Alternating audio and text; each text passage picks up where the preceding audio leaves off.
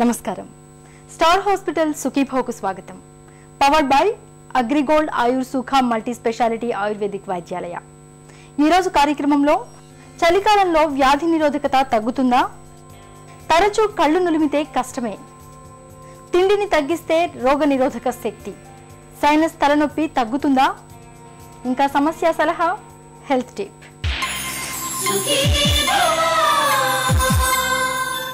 మిగతా సీజన్లతో పోలిస్తే శీతాకాలంలో మనకు జబ్బుల ముట్టడి పెరుగుతూ ఉంటుంది.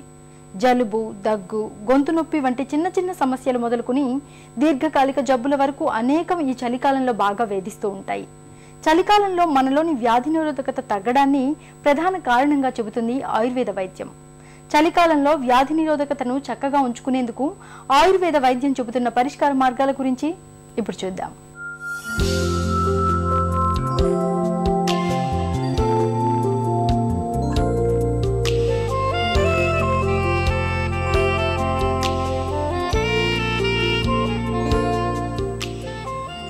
మనకొచ్చే పలు అనారోగ్య సమస్యలకు బ్యాక్టీరియా, వైరస్ లాంటి సూక్ష్మజీవులే కారణమన్నది అందరికీ తెలిసిందే.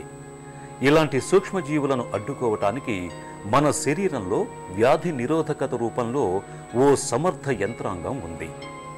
వ్యాధి కారకాలను నిర్మూలిస్తూ మన శరీరానికి రక్షణ కల్పిస్తూ ఉంటుంది. అయితే కొన్నిసార్లు వ్యాధి కారకాలదే పైచేయి అవుతుంటుంది.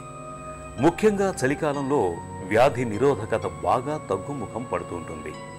అయితే ఈ సీజన్లో ఆహార విహారాల్లో కొన్ని ప్రత్యేక జాగ్రత్తలు తీసుకోవటం ద్వారా మనలోని వ్యాధి నిరోధకతను చక్కగా ఉంచుకోవచ్చని చెబుతున్నారు ఆయుర్వేద ఫిజిషియన్ డాక్టర్ గాయత్రీదేవి.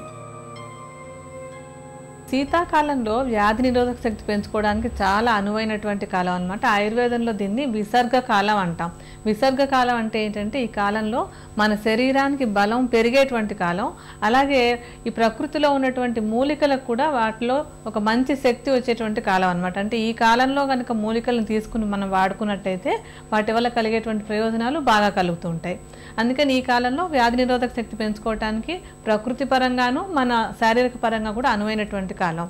ఈ కాలంలో ఇది పెంచుకోవాలంటే ఏంటంటే శరీరంలో అంతకు ముందంతా కూడా పేరుకున్నటువంటి ఆమాన్ని బయటికి పంపించేసేందుకు ప్రయత్నం చేయాలి. ఆమం అంటే వ్యాధికారకమైనటువంటి కొన్ని పదార్థాలు శరీరంలో పేరుకుని ఉంటాయన్నమాట. ఈ ఆమాన్ని కరిగించుకోవటానికి ఆహారపరంగా ఆహారంలో ఏంటంటే జీలకర్ర, ఆవాలు, ధనియాలు, తర్వాత అల్లము, ఏలక్కాయలు, లవంగాలు ఇలాంటివి ఈ కాలంలో కొంచెం ఎక్కువగా తీసుకున్నట్టయితే కనుక ఈ ఆమం కరగటానికి ఆహారపరంగా బాగా తోడ్పడుతుంది.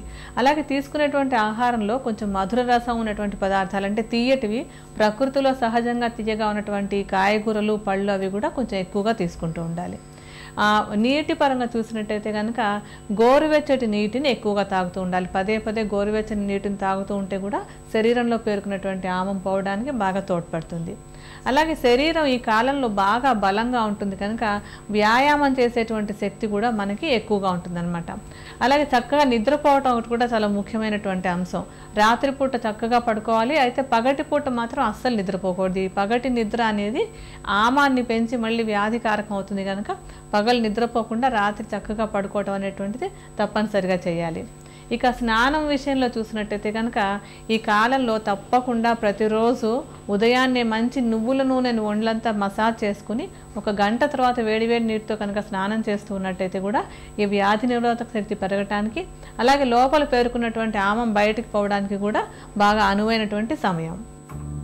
చలికాలంలో మనలోని వ్యాధి నిరోధకతను చక్కగా ఉంచుకునేందుకు సి విటమిన్ సమృద్ధిగా లభించే ఆహారాల్ని రోజువారీ ఆహారంలో ఒక భాగంగా చేసుకోవాలని చెబుతుంది ఆయుర్వేదం. విటమిన్ సి పసుపు పచ్చని పండ్లు అంటే నిమ్మ, దానిమ్మ, కమలా పండ్లు వంటి వాటిలో ఎక్కువగా ఉంటుంది. చలికాలంలో పళ్ళని ఎక్కువగా తీసుకుంటే జలుబు చేస్తుందని అనుకుంటారు చాలామంది. నిజానికి అది ఒట్టి అపోహ మాత్రమే. సీజన్ ఏదైనా పళ్ళను మాత్రం తప్పనిసరిగా తీసుకోవటాన్ని ఒక అలవాటుగా మార్చుకోవాలి. శ్వాసకోశాల్లో వచ్చేటువంటి వ్యాధులకి నిరోధక శక్తి పెంచుకోవడానికి, అంటే శ్వాసకోశాలను బలవత్తరంగా చేసుకోవడానికి 2-3 మూలికలు అవి చెప్తాను. మీరు తేలికగా దొరికేటువంటివి వీటిని వాడుకోవచ్చు. అందులో మనం మొట్టమొదటి చెప్పుకోదగింది ఏంటంటే తులసి ఆకులు మనకి ఎక్కడంటే అక్కడ మనకి తేలిగ్గా దొరికేటువంటివి. తులసి శ్వాసకోశాలకు చాలా మంచి శక్తిని ఇచ్చేటువంటిది, ఇమ్యూనిటీని పెంచేటువంటిది. ఈ తులసిని ఏంటంటే 2 రకాలుగా తీసుకోవచ్చు. ఒకటి, మీకు తాజాగా తులసి దొరుకుతున్నట్టయితే కనుక తులసిని ఆకుల్ని తీసుకుని నూరి రసం తీసుకుని ఆ రసాన్ని సుమారుగా 20 నుంచి 30 మిల్లీలీటర్ల పరిమాణంలో ఉదయం ఒకసారి సాయంత్రం ఒకసారి తీసుకుంటున్నట్టయితే కనుక ఈ శ్వాసకోశాలు బలంగా తయారై తొందరగా జలుబులు, దగ్గులు, ఈ లంగ్స్లో వచ్చేటువంటి ప్రాబ్లమ్స్ రాకుండా ఉండడానికి బాగా తోడ్పడుతుంది. ఈ తులసి ఆకులను మరొక రకంగా ఎలా తీసుకోవచ్చు అంటే ఒక టీ లాగా కాచుకోవచ్చు. కొంచెం వేడివేడిగా తాగాలనిపిస్తుంది కదా మనకి శీతాకాలంలో.